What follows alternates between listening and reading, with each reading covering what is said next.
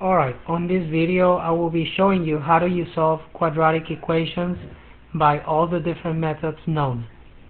Now, solving a quadratic equation, just know anytime we find the solutions to an equation is the same thing as finding the zeros of the equation.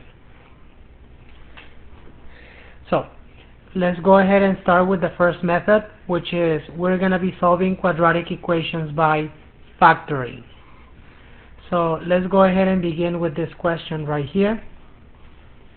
Use factoring to solve the quadratic equation. Then what we're going to use, you can either check the answer by substitution or using a graphing utility and identify the intercepts, the x-intercepts. Okay, so first thing in the process to find the zeros is that first we need to equal one side of the equation to 0. So in order for me to do that, then I am going to send everything over to the other side with the 2x squared. So I need to subtract the 9x over to both sides, and I need to subtract the 81 over from both sides. So on the left side, since none of them are like terms, I'm just gonna write them all out. So this is 2x squared minus 9x minus 81, and on the other side now we have a 0 on the right because these two cancel out. So this one, to factor it, we're going to follow the strategy, which is number one is we need to check for the greatest common factor. Now this problem right here, 2, 9 and 81, they don't have a greatest common factor other than 1, and there is no x's in common, so my greatest common factor is just 1.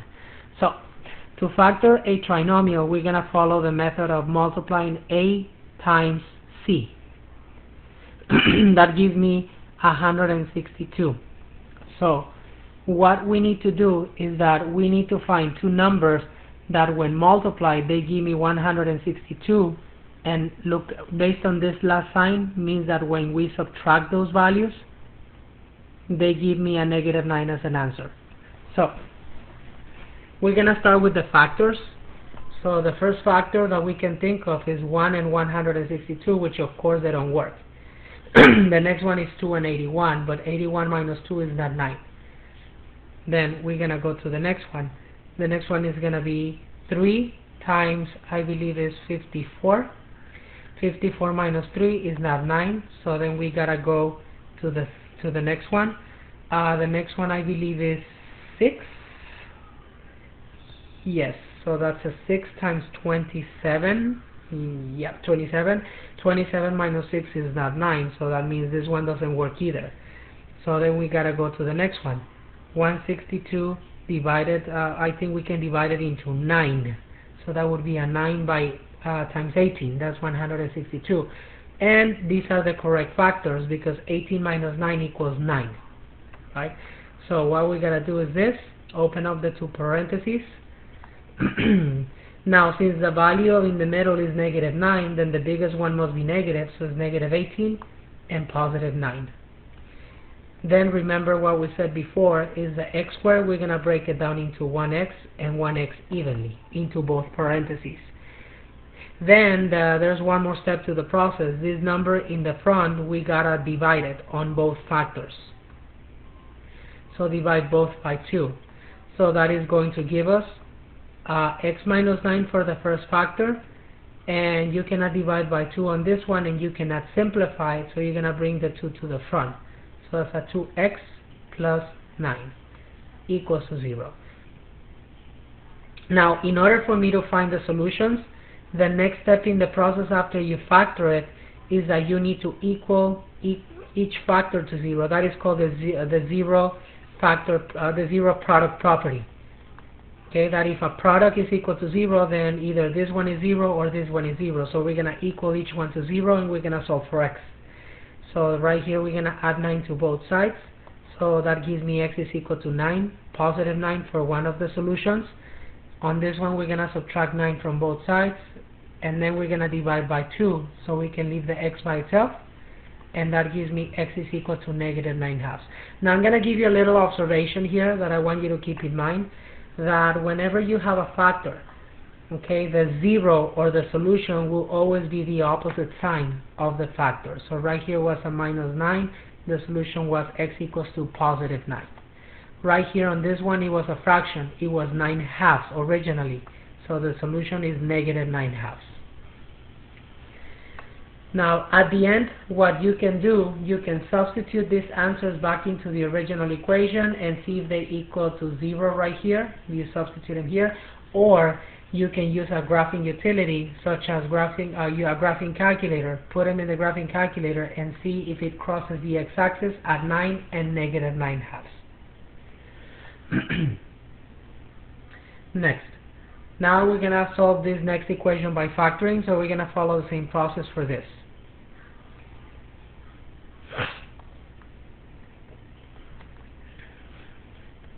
Okay, so the first thing that we gotta do in this problem is that you see we got a parenthesis, so we have to get rid of that parenthesis by using the distributive property. So it's gonna give us a 5x to the second power plus 8x equals 2x squared minus 6x plus 24. Then the next step in the process is that we have to equal it to 0. Now what I'm trying to do, as you can notice on the previous problem, I'm trying to make sure the x squared stays positive. Okay. Now, if the x squared gives you a negative, remember that anytime you have a negative in the front, you have to factor a negative. So we're gonna do that extra step. But in this case, again, I'm just gonna try to avoid that. So in order to keep the x squared positive, I'm gonna move everything to the left side so that the x squared gives me a positive right here. That negative 6x, I'm gonna add it to both sides by adding 6x. And the 24, I'm going to subtract it from both sides, and I'm just going to put it on the side. Okay, so everything is going to be equal to 0 on the right side, and on the left side we're going to get 5x squared minus 2x squared, which is 3x squared. 8x plus 6x is plus 14x, and then minus 24 equals to 0. Now that it is equal to 0, now we're going to factor. Okay. First step in the process of factoring right here is that we need to get the greatest common factor, which in this case, 3, 14, and 24, the greatest common factor again is 1. So, second thing is that this is a trinomial, so to factor it, we're going to multiply a times c. I'm going to use the AC method. That's going to be a 72. So we need to find two numbers that when multiplied they give me a 72, and this because of the minus here, that means that when we subtract them, they're going to give me a 14 as an answer. So 1 and 72 do not give me that. Then 2 times 36, 36 minus 2 does not give me that. Then 3 times 24, 24 minus 3 doesn't give me that. Then we have 4 times 18, and 18 minus 4, it is 14. So those are the correct factors. Then we're going to open two parentheses. Then we remember that since the value in the middle is positive 14, that means that the biggest has to be positive. That would be positive 18 and negative 4. Then the x squared, you're going to distribute it evenly. You're going to put 1x on each parenthesis. And for the last thing, the 3 in front of the x squared, you're going to divide it into both factors. So the first factor is going to give me x plus 6. And the second factor, since you cannot divide by 3, we're going to throw the 3 in front of the x. First of all, make sure that the fraction is simplified, which in this case it is. So that's going to give me a 3x minus 4 equal to 0. Then remember what's going to happen. If I equal them to 0, all that's going to happen is that the value is going to change the sign. Now you might want to skip that, or it's up to you if you want to write the whole thing. So I am going to do it because it is on my lecture right now. I want to try to do everything as I can. So to solve for x, I would do minus 6, but that will give me x equals negative 6. And like I mentioned, the solution will be the opposite of the factor, of the value that you have in the factor. Okay. Likewise, if you solve for x here, you're going to add 4 to both sides. So you get 3x equals to positive 4. Then we divide both sides by 3, and that gives me x equals to 4/3. Now also you see that on this one we had a negative 4/3 originally, so the solution is the opposite, which is x equals to positive 4/3. Okay, so that means that this the graph of this parabola, because remember that this creates a parabola, this equation right here, 3x squared plus 14x minus 24. It is going to intersect the x-axis at -6 and 4/3. Those solutions, remember, they represent the x-intercepts of the graph, the zeros. Next, now we're going to be solving quadratic equations using, I'm going to skip that for right now, using what is called the quadratic formula.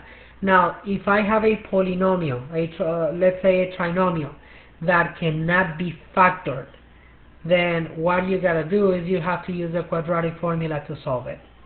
There is another method that I'm gonna show you, but that other one, it needs to meet some specific criteria so that you can use it. Okay, I'll talk about that later. So, for right now, let's go ahead and take a look to trinomials that cannot be factored. So in those cases, we're going to use the quadratic formula to find the solutions, which is given below. X equals -b plus or minus the square root of b squared minus 4ac, everything divided by 2 times a. So let's go ahead and answer one question on the quadratic formula here. And we're going to say this one perhaps. Okay. So in order for me to find the solution with the quadratic formula, now you can try to factor, but I will guarantee that factoring is not going to work here. You need to find two numbers that multiplied they give you 72, and when added they give you 12. You can try it yourselves. You won't be able to find any. Okay. This equation is already equals to 0. So what I need to do is I just need to find the values of a, b, and c. A is the number in front of the x squared, which in this case is a 1. B is the number in front of the x, which is -12, and C is the constant, which is 72. So to find the solutions, we're going to use the quadratic formula, which is right here on the right side for you. So we're going to say x is equal to -b, and b is -12, plus or minus the square root of b, which is -12 squared, minus 4 times a, which is 1, times c, which is 72. Everything is going to be divided by 2 times a, which in this case is 1. Let's simplify this. So this is going to become a positive right here. Negative times negative is a positive. So it's a positive 12 plus or minus the square root of. Now let's do this by pieces. -12 squared is 144. -12 times -12. Now 4 times 1 times, if we multiply 4 times 1 times 72, we're going to get 288. So right here this is 144 minus 288. Everything divided by 2 times 1, which is going to be a 2. Now if we subtract that inside, 144 minus 288 is going to give you -144 divided by 2. Based on what we cover on complex numbers, we already know that the square root of a negative is imaginary or non-real. It is a complex number, so this is going to be square root of 144 is 12, but since it is a negative, that's a 12i. So we can write this as 12 plus or minus 12i divided by 2. And at last, whenever we have a complex number, make sure you write it in the form a plus vi. So the last thing I can do, I can divide both of them by 2 to separate the answers right here. Let me just fix this because it doesn't look too good. So that would be 12i divided by 2. And so the answer is going to be 6 plus or minus 6i. So I'm going to write my two solutions for this problem. So there are two zeros. We call them zeros. The zeros are 6 plus 6i, and the other one is 6 minus 6i. Those will be my two solutions for this equation. So anytime a polynomial, trinomial cannot be factored, Keep in mind that you have the alternative of using the quadratic formula to find its solutions. Now, let's talk about one last method that needs to be done. That last method is going to be called the square root property. Okay, so it tells me a quadratic equation of the form u squared equals d, where u is an algebraic expression and d is a non-zero real number, can be solved by the square root property. If u is an algebraic expression and d is a non-zero real number, then u squared equals d has two solutions, meaning mainly u equals the square root of d or u equals negative square root of d. Now when I get the square root, I can get two solutions. That's basically what this is telling you. Because let's say, for example, the square root of 16, that one can be positive 4 or negative 4, because 4 squared is 16, but also negative 4 squared gives you 16 as well. So there will always be two solutions in these situations. Okay. So first of all, let's talk about when is it that we can use and when it's recommended that you use the square root property. It is recommended that you use it whenever the only term that I have is the term being squared. So for example, if I have an equation in the form ax squared plus bx plus c, I cannot use the square root property because I have a square term but also a linear term. I have both. Okay? If, let's say, perhaps this problem only has the square term and that constant, then I can solve it using the square root property. Basically, when I see only one x in the equation, in my quadratic equation, that's when you can utilize the quadratic formula. The square root property. Let's go ahead and answer a couple of questions on that. So we're going to have two situations here. Let's start with this. Solve the quadratic equation by the square root property. So, first thing that we gotta do is, you see that we only got the x squared in this equation. So the first thing that I have to do there is I need to leave that x squared by itself. So how do I do that? By dividing the 5 on both sides of this equation. So that's gonna give me x squared is equal to 16. Then the opposite of the squaring would be the square root. So you need to get the square root on both sides, and the square and the square root, they cancel out each other, they simplify. But whenever you do the square root, you have to put a plus or a minus according to the definition. So right here we're going to get x is equal to plus or minus the square root of 16, and the square root of 16 is going to be 4, so that would be plus or minus 4. So there's two solutions for this problem.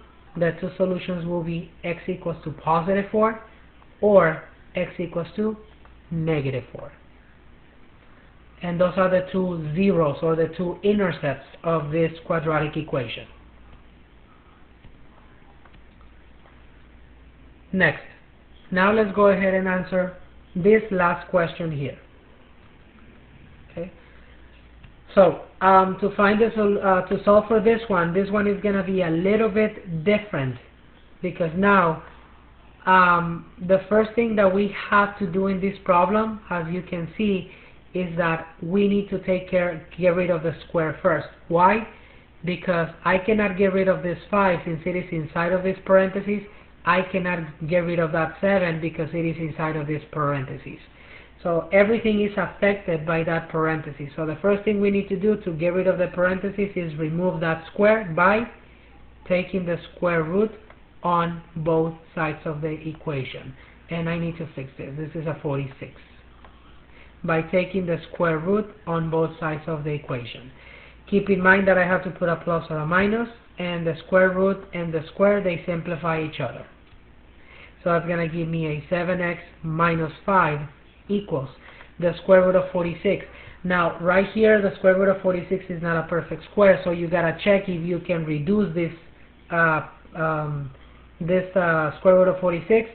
And the easiest way, like I showed you prior to in a previous section, is that you can simplify it by factoring this square root of 46 into a perfect square.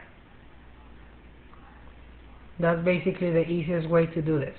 Now the perfect squares, meaning we have 4, we have 9, we have 16, we have 25, we have 36, and then the next one is over 46. Now, 46, can it be divided by 4? No. Can it be divided by 9? Not either. Can it be divided by 16? No. Can it be divided by the 25? No. And by 36? No. What does it mean if it cannot be factored into a perfect square? It means that it cannot be simplified. So it's going to stay as it is. So right here, the square root of 46 is going to stay like that. Okay. Next, how do we finish this? We need to solve for x by first of all moving the 5 over as plus 5. So we're going to get 7x equals to 5 plus or minus, we keep that still the same, square root of 46. And the last thing, we need to divide both sides by 7. And since none of them can be divided by 7, we're going to keep it as a long fraction because we cannot reduce it. So we're going to keep it like this. 5 plus or minus the square root of 46 divided by 7. Okay? So, my two solutions for this equation are x equals to 5 plus the square root of 46 divided by 7, and x equals to 5 minus the square root of 46 divided by 7. Now, these two, since the square root is not a perfect square, that means that these two solutions are irrational, as we talked about the word irrational before, meaning that both of them are non-terminating decimals.